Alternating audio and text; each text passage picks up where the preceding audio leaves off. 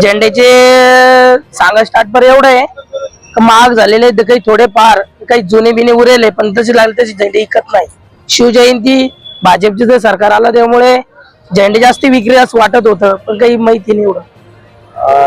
कोणत्या झेंड्याला मागणी सध्या 60-90 मध्ये जाणता राज्यामध्ये जास्ती मागणी पण प्लेन जास्ती चालतायत सर।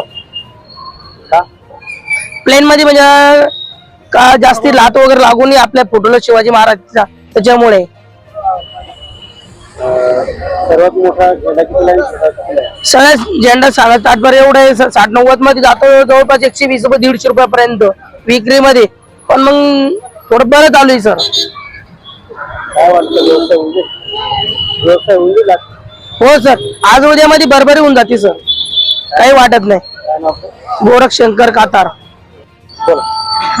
ह्या वर्षी झेंड्यांचे रेट कमी आहे खूप आणि मागच्या प्रमाणे यावेळेस खूप हे मागतात ते लगे जे 100 रुपयाला जातो लगे 50 रुपयाला मागताय ह्यावेळेस। आणि याची सुद्धा रेट पण आपले म्हणतात कशाची कपड्याची रेट पण एवढी महाग आहे आणि आम्हाला एवढी ते स्वस्त मागतात ते ग्राहक लोक सुद्धा आणि आम्हाला काहीच पुरवत नाही। आम्ही विनाकारण नुसतं उभेच आहोत। सध्या आता 60-90 जे प्लेन आहे ना झेंडे ते जास्त महागाचे आणि ते आम्हाला 100 रुपयाला मागताय। आम्हाला 150-200 रुपयाला मिळतात आणि काय 100 रुपये 90 रुपये 50 रुपये असे काही काही मागू राहिले ह्या वर्षी।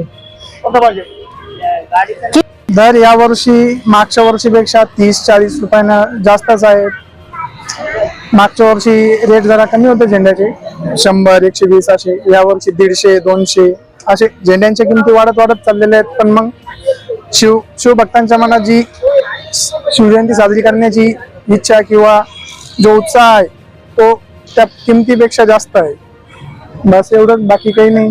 प्रत्येक शिवभक्त ज्याच्या त्याच्या परीने शिवजयंती साजरी करण्याचा प्रयत्न करतो। प्रत्येकाचं मनापासून भावना वगैरे सर्वांची वेगळी असते। बस बाकी काही नाही।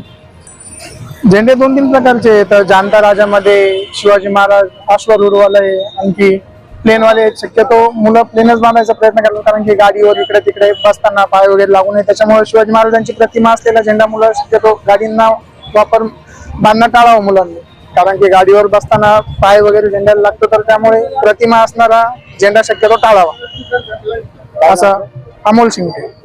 हो आम्ही इथे आज दर थोडे वाढलेलेच यावेळेस कारण की आज अगोदरचा पहिला दिवस आहे ना त्याच्यामुळे वाढलेले। उद्या बहुतेक होतील कमी असं वाटतं। आज आम्ही आता ते काका अगोदर 100 म्हणत होते नंतर त्यांनी आम्हाला 70 रुपयाला दिला तो।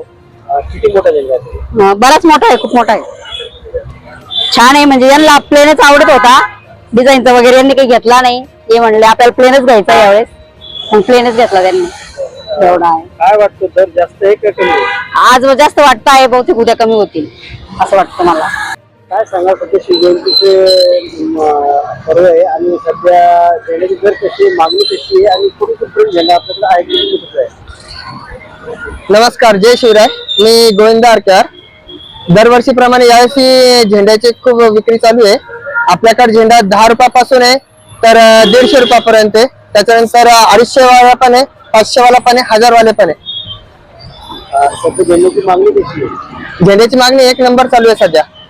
जास्त करून जाणता राजाचे दरवर्षीप्रमाणे जाणता राजाची विक्री खूप जोरात चालू आहे।